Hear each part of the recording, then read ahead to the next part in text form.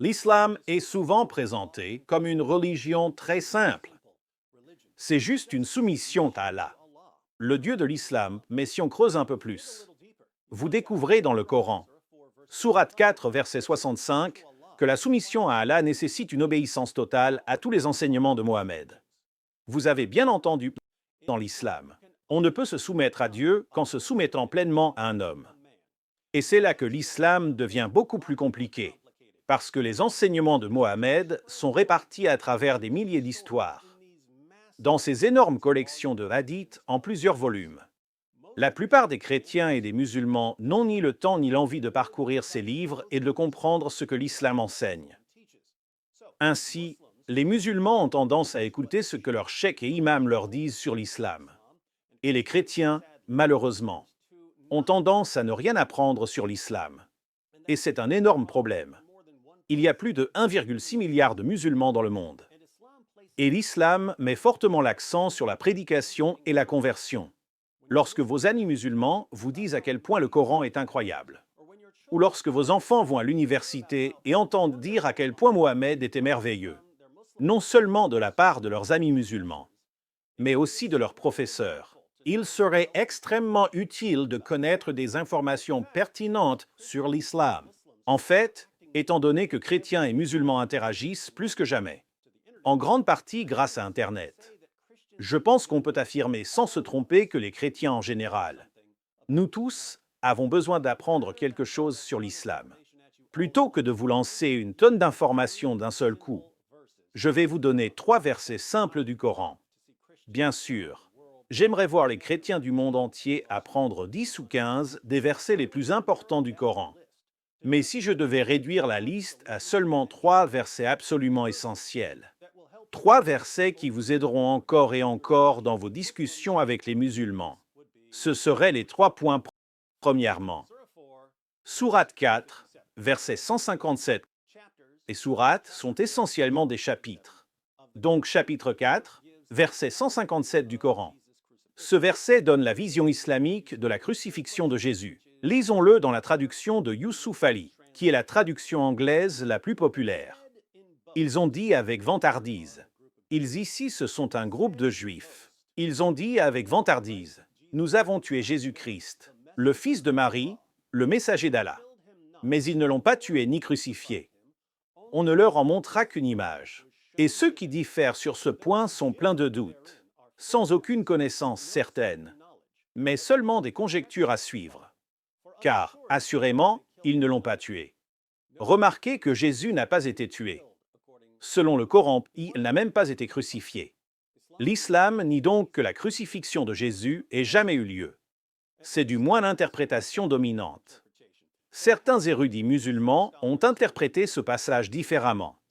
Par exemple, certains érudits musulmans ont suggéré que ce qu'Allah dit ici, c'est que si vous pensez avoir tué quelqu'un comme Jésus, si vous pensez avoir remporté une victoire sur Jésus en l'exécutant, vous vous trompez, car Jésus est toujours vivant. Et tout se passe exactement comme Allah l'a prévu. Mais c'est un avis minoritaire. Historiquement, la grande majorité des musulmans et des érudits musulmans ont compris ce passage comme un déni complet de la crucifixion. Maintenant, si Jésus n'a jamais été crucifié, qu'est-ce qui se passe?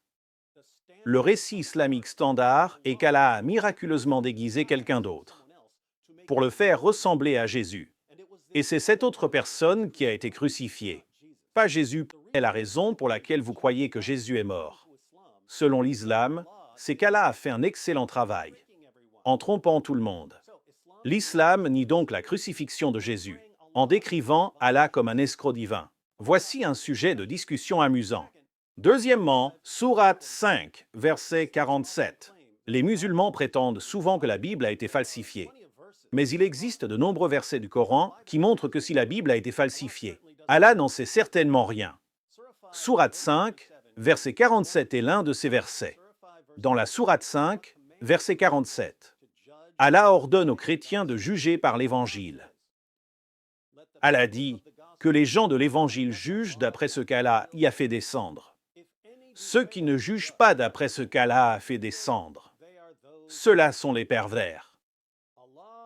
Allah ordonne aux chrétiens de juger non pas par le Coran, mais par l'Évangile, et il dit que nous sommes des rebelles si nous ne le faisons pas.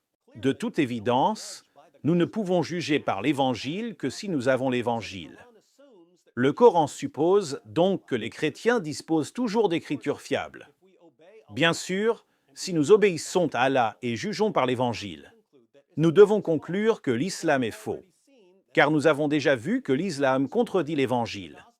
L'Évangile dit que Jésus est mort sur la croix. Le Coran, sourate 4, verset 157, dit que Jésus n'est pas mort sur la croix. Lequel devrions-nous écouter? Eh bien, le Coran nous ordonne de juger par l'Évangile. Par conséquent, si nous écoutons le Coran, nous devons rejeter le Coran. Vous voyez pourquoi je vous ai donné ces deux versets? Troisièmement, sourate 9, verset 29. Si vous n'avez jamais compris pourquoi les chrétiens et d'autres minorités religieuses sont si horriblement maltraités dans des pays comme l'Irak, l'Égypte et le Pakistan, la raison principale de cette oppression se trouve dans le Coran. Allah ordonne à ses disciples, une fois que leur communauté est suffisamment forte, de soumettre violemment les chrétiens et les juifs. Allah dit, sourate 9, verset 29, « Combattez ceux qui ne croient ni en Allah ni au jour dernier. » Remarquez qu'il est écrit, « Combattez ceux qui ne croient pas. » Et non combattez en cas de légitime défense. Il s'agit d'un commandement visant à combattre les gens basés sur leurs croyances. Combattez ceux qui ne croient pas en Allah ni au jour dernier, qui n'interdisent pas ce qu'Allah et son messager ont interdit et qui ne professent pas la religion de la vérité parmi ceux qui ont reçu le livre. Ce sont les juifs et chrétiens. Jusqu'à ce qu'ils versent la capitation, la jizya, par leurs propres mains. Après s'être humiliés, la jizya est un tribut en argent que vous versez aux personnes qui vous sont supérieures, afin de reconnaître publiquement votre statut inférieur. Allah ordonne à ses disciples de combattre les juifs et les chrétiens jusqu'à ce que nous leur payions cet argent et que nous nous sentions soumis. La sourate 9, verset 29, exige que les chrétiens acceptent leur statut de citoyens de seconde zone, qui n'ont pas les mêmes droits que les musulmans qui leur sont supérieurs. Ce commandement a probablement conduit à plus d'oppression que tout autre commandement dans l'histoire. Il est intéressant de noter que le verset suivant donne la raison pour laquelle les chrétiens sont violemment soumis. Nous devons être violemment opprimés, parce que nous disons que Jésus est le Fils de Dieu. Mais pourquoi les chrétiens appellent-ils Jésus le Fils de Dieu?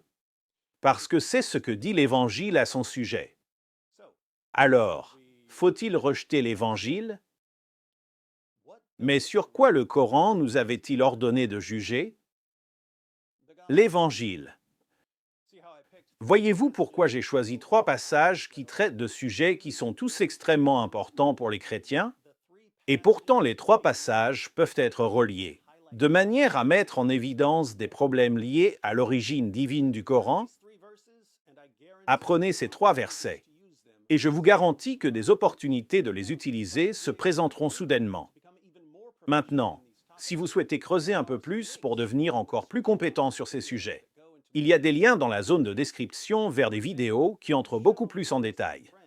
Par exemple, si vous montrez à votre ami musulman que le Coran ordonne aux chrétiens de juger selon l'Évangile, il pourrait penser qu'un autre verset du Coran prétend que l'Évangile a été falsifié. Mais j'ai une vidéo qui passe en revue chaque verset du Coran qui mentionne l'Évangile. Et elle a toujours, affirme toujours l'inspiration, la préservation et l'autorité de l'Évangile que nous avons. Vous pouvez donc consulter d'autres vidéos pour une étude plus approfondie. Si vous souhaitez rechercher des passages du Coran, vous ne devriez avoir aucune difficulté à en trouver un Coran que vous pouvez lire en ligne. Pour ceux d'entre vous qui préfèrent lire une copie physique, je recommande de commander une copie du Coran critique. Le lien est dans la zone de description.